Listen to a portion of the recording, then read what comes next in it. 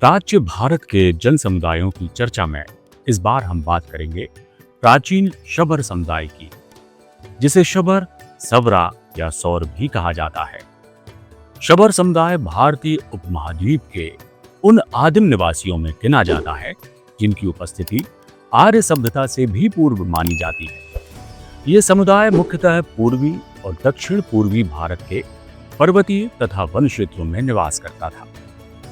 वर्तमान में इनके वंशज मुख्य रूप से ओडिशा, आंध्र प्रदेश, छत्तीसगढ़ और झारखंड के कुछ हिस्सों में पाए जाते हैं।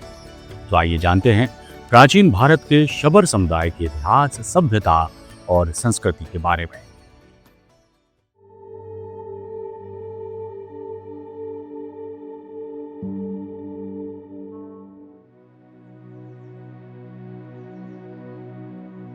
शबर समुदाय की उत्पत्ति के बारे में जो उल्लिखित है, उसके अनुसार रामायण में वर्णित शबरी को शबरी समुदाय से संबंधित माना जाता है।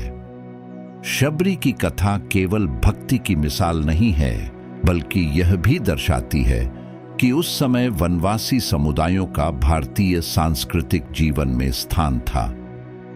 इसी प्रकार महाभारत में भी शबरों का उल्लेख एक स्वतंत्र वनवासी समाज के रूप में मिलता है, जो अपनी अलग पहचान और जीवन शैली बनाए हुए थे। इतिहासकारों के अनुसार शबर समुदाय का संबंध उन जनजातियों से है जो सिंधु सरस्वती सभ्यता के पतन के बाद भी अपने प्राकृतिक परिवेश में बने रहे और आर्यों के आगमन के बावजूद पूरी तरह मुख्य धारा में विलीन नहीं हुए। उन्होंने पहाड़ों और घने जंगलों को अपना आश्रय बनाया, जिससे उनकी सांस्कृतिक स्वायत्तता बनी रही। प्राचीन संस्कृत साहित्य में शबर शब्द का प्रयोग अक्सर वन्य जीवन जीने वाले लोगों के लिए किया गया है, लेकिन यह केवल एक सामान्य शब्द नहीं, बल्कि एक विशिष्ट समुदाय का संकेत भी है।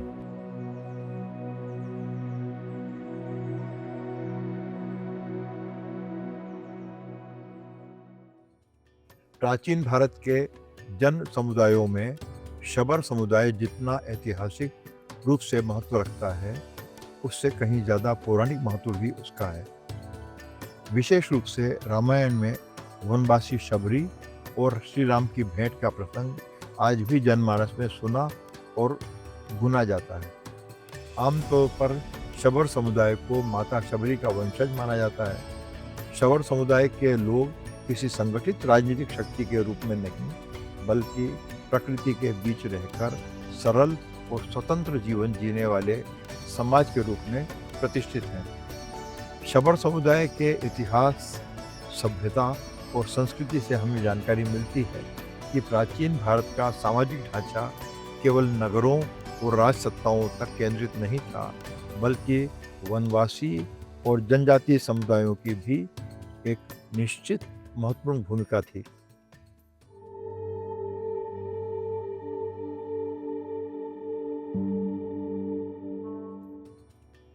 सामाजिक संरचना की दृष्टि से शबर समुदाय कबीलाई व्यवस्था पर आधारित था। प्रत्येक कबीले का एक प्रमुख होता था, जिसे अनुभव, आयु और सामुदायिक सम्मान के आधार पर चुना जाता था। परिवार इस समाज की मूल इकाई था और संयुक्त परिवार प्रणाली प्रचलित थी। विवाह संबंधों में भी समुदाय के नियमों का विशेष महत्व होता था और अंतर्विवाह तथा बहिर्विवाह दोनों के उदाहरण मिलते हैं, जो उनके सामाजिक संतुलन को बनाए रखते थे। ग्रीक और रोमन यात्रियों के वर्णनों में भी भारत के वनवासी समुदायों का उल्लेख मिलता है, जिन्हें वे असभ्य नहीं बल्कि प्रकृति के निकट रहने वाले समाज के रूप में देखते थे। शबर समुदाय भी इसी व्यापक वनवासी परंपरा का हिस्सा था। उनकी सामाजिक संरचना कबीलाई थी, जिसमें परिवार और कुल महत्वपूर्ण भूमिका निभाते थे। नेतृत्व प्रायः बुजुर्गों या अनुभवी व्यक्तियों के हाथ में होता था और निर्णय सामूहिक रूप से लिए जाते थे। इस समुदाय की ऐतिहासिक विशेषता यह रही कि उन्होंने बाहरी आक्रमणों और सांस्कृतिक परिवर्तनों के बावजूद अपनी पहचान को बनाए रखा। जहां अन्य समाज तेजी से बदलते गए, वहीं शबर समुदाय ने अपनी परंपराओं, विश्वासों और जीवन शैली को संरक्षित रखा। यही कारण है कि आज भी उनके रीति रिवाजों में प्राचीनता की झलक स्पष्ट दिखाई देती है।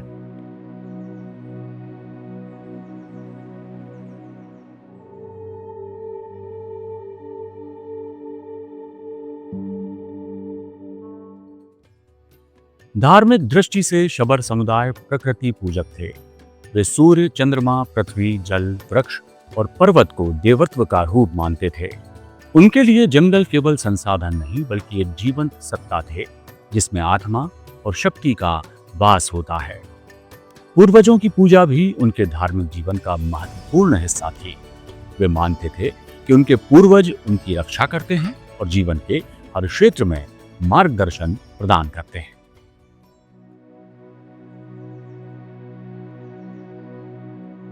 शबर समुदाय के लोग प्रकृति पूजक होने के साथ स्थानीय देवी देवताओं के उपासक थे और विशेषकर पूर्वजों की पूजा करते थे।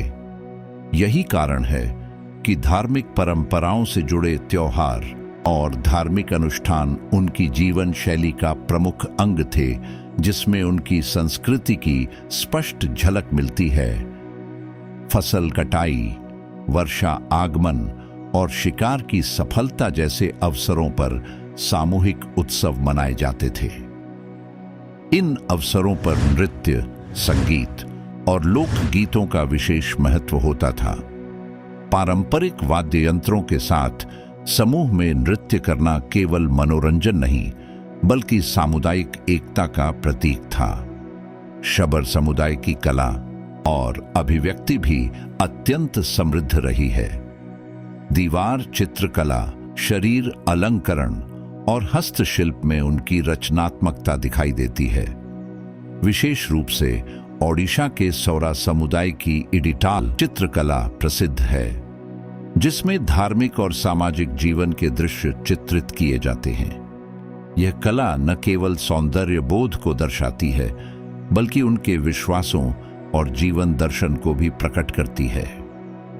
महिलाओं की भूमिका भी इस समाज में महत्वपूर्ण रही है। वे घरेलू कार्यों के साथ साथ कृषि और संग्रह कार्यों में भी सक्रिय भाग लेती थीं।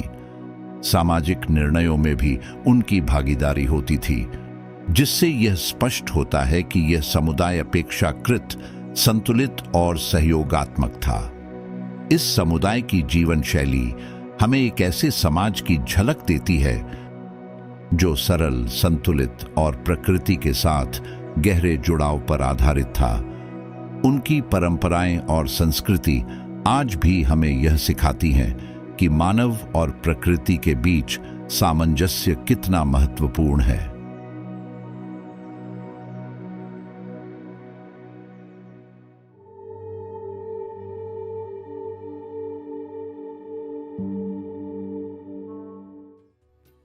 शबर समुदाय की जीवन शैली प्रकृति के साथ गहरे सामंजस्य पर आधारित रही है।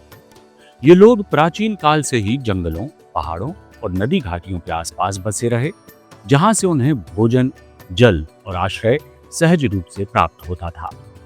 उनका दैनिक जीवन प्राकृतिक संसाधनों पर निर्भर था, जिसमें शिकार और कंदमूल एकत्र करना और खेती प्रमुख साधन थे। ये जीवन पद्धति केवल जीविका का माध्यम नहीं थी बल्कि उनके सांस्कृतिक और धार्मिक विश्वासों से भी गहराई से जुड़ी हुई थी। मध्यकालीन समाज में जब कृषि और शहरीकरण का विस्तार हुआ, तब कई शबर समूह धीरे धीरे मुख्य धारा से जुड़ने लगे। कुछ ने स्थायी कृषि अपनाई, जबकि कुछ ने मजदूरी और अन्य कार्यों के माध्यम से जीवन यापन करना शुरू किया। इसके बावजूद उनके पारंपरिक विश्वास और रीति रिवाज पूरी तरह समाप्त नहीं हुए, बल्कि नए परिवेश के साथ समायोजित हो गए। आधुनिक काल में विशेष रूप से औपनिवेशिक शासन के दौरान शबर समुदाय को कई कठिनाइयों का सामना करना पड़ा। जंगलों पर सरकारी नियंत्रण बढ़ने से उनके पारंपरिक जीवन साधनों पर प्रभाव पड़ा। इसके बाद भी स्वतंत्र भारत में उन्हें अनुसूचित जनजाति के रूप में मान्यता मिली, जिससे उनके सामाजिक और आर्थिक विकास के लिए विशेष योजनाएं बनाई गईं। आज के समय में शबर समुदाय शिक्षा, स्वास्थ्य और रोजगार के क्षेत्र में धीरे धीरे प्रगति कर रहा है। फिर भी वे अपनी सांस्कृतिक पहचान को बनाए रखने के लिए प्रयासरत हैं। उनकी भाषा, लोक कला और परंपराएं आज भी जीवित हैं, जो उनके ऐतिहासिक अस्तित्व का प्रमाण हैं। कई सामाजिक संगठन और शोधकर्ता भी उनकी संस्कृति को संरक्षित करने के लिए कार्य कर रहे हैं।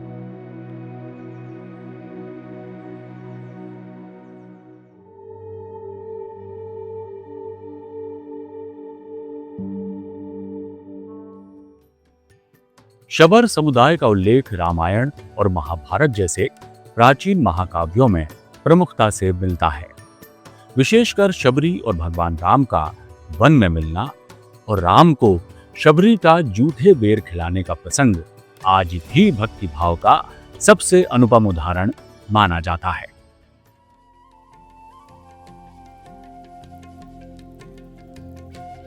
रामायण में शबर समुदाय का सबसे प्रसिद्ध और भावपूर्ण चित्रण शबरी के माध्यम से मिलता है। शबरी एक वनवासी स्त्री थी जो अपने गुरु की आज्ञा के अनुसार वर्षों तक भगवान राम की प्रतीक्षा करती रही। जब राम और लक्ष्मण सीता की खोज में वन में भटकते हुए उनके आश्रम पहुंचे, तब शबरी ने अत्यंत प्रेम और श्रद्धा से उनका स्वागत किया। उन्होंने बेरों को पहले चक कर मीठे फल ही राम को अर्पित किए। यह प्रसंग भारतीय भक्ति परंपरा में अत्यंत महत्वपूर्ण माना जाता है, क्योंकि यह इस सत्य को स्थापित करता है कि ईश्वर के लिए बाहरी आडंबर नहीं, बल्कि सच्ची भावना और निष्कपट प्रेम ही सर्वोपरि है। शबरी का यह चरित्र केवल एक भक्त का उदाहरण नहीं है, बल्कि यह उस समय के शब्र समुदाय की आध्यात्मिक ऊंचाई और मानवीय संवेदनशीलता को भी दर्शाता है। राम द्वारा उनके प्रेम को स्वीकार करना इस बात का प्रतीक है कि समाज के हाशिए पर रहने वाले समुदाय भी धर्म और भक्ति के केंद्र में स्थान रखते हैं। दूसरी ओर महाभारत में शब्र समुदाय का उल्लेख अधिक व्यापक सामाजिक संदर्भ में मिलता है। यहाँ शब्र शब्द का प्रयोग उन वनवासी समूहों के लिए किया गया है जो जंगलों में रहते थे और शिकार, संग्रह तथा प्राकृतिक संसाधनों पर आधारित जीवन व्यतीत करते थे। महाभारत के वन पर्व में पांडवों के वनवास के दौरान ऐसे अनेक समुदायों का वर्णन मिलता है, जिनमें शबर भी शामिल है। महाभारत के संदर्भ में कुछ विद्वान एकलव्य के प्रसंग को भी वनवासी परंपरा से जोड़कर देखते हैं। यद्यपि एकलव्य को सीधे शबर नहीं कहा गया है, फिर भी उनका चरित्र यह दिखाता है कि वनवासी समाज में भी अद्भुत प्रतिभा, अनुशासन और ज्ञान की क्षमता थी।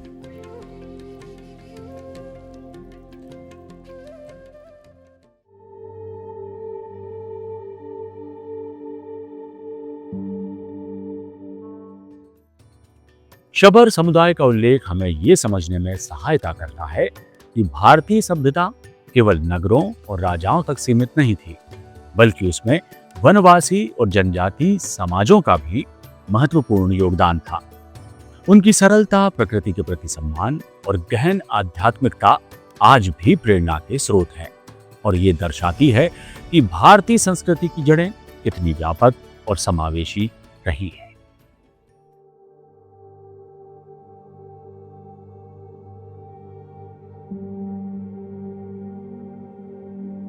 शबर समुदाय के उल्लेख से यह स्पष्ट होता है कि प्राचीन भारत का सामाजिक ढांचा केवल नगरों और राज्य सत्ताओं तक सीमित नहीं था, बल्कि उसमें वनवासी और जनजातीय समूहों की भी सक्रिय उपस्थिति थी। उन्होंने अपने स्वतंत्र जीवन, प्रकृति के साथ संतुलित संबंध और आंतरिक आस्था के आधार पर एक अलग पहचान बनाई। रामायण में उनकी श्रद्धा और आत्मीय व्यवहार का चित्रण मिलता है, जबकि महाभारत में उनके जीवन की सामाजिक वास्तविकता सामने आती है। इन दोनों दृष्टियों से यह समझ में आता है कि उस समय का समाज बहुआयामी था, जिसमें भिन्न जीवन पद्धतियां साथ साथ विद्यमान थीं और प्रत्येक की अपनी विशिष्ट भूमिका थी। शबर समुदाय का इतिहास केवल एक जनजाति की कहानी नहीं है, बल्कि यह भारतीय सभ्यता की विविधता, सहिष्णुता और निरंतर परिवर्तनशीलता का प्रतीक है। उन्होंने समय के साथ बदलते हुए भी अपनी जड़ों को नहीं छोड़ा और यही उनकी सबसे बड़ी विशेषता है। समय के साथ शबर समुदाय ने अनेक सामाजिक, सांस्कृतिक और आर्थिक परिवर्तनों का सामना किया, फिर भी उन्होंने अपनी मूल पहचान को काफी हद तक सुरक्षित रखा है। शबर केवल एक जनजाति नहीं, बल्कि भारत की प्राचीन सांस्कृतिक धरोहर का जीवित प्रमाण है, जो हमें यह समझने में मदद करता है कि भारतीय सभ्यता की जड़ें कितनी गहरी और विविधतापूर्ण हैं।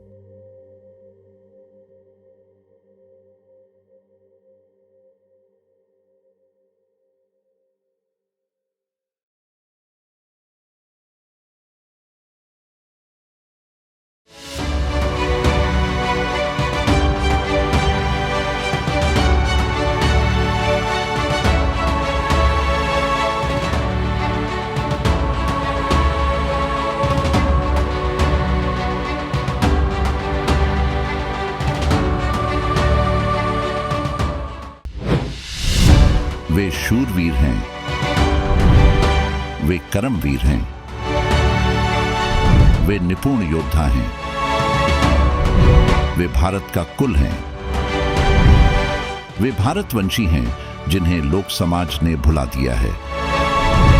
ऐसे ही विस्मृत युगयुगीन भारतवंशियों की खोज और पुनरान्वेषण से वैश्विक समुदाय का सुपरिचय करेंगे। वीर भारत न्यास के YouTube चैनल वीर भारत में। वीर भारत न्यास भारत के युग युगीन संस्कृति को अगली पीढ़ी तक ले जाने के लिए भारतीय संस्कृति से जुड़ी किताबें प्रकाशित करता है, जो कि Amazon और अन्य प्रमुख ई-कॉमर्स प्लेटफॉर्म पर उपलब्ध है।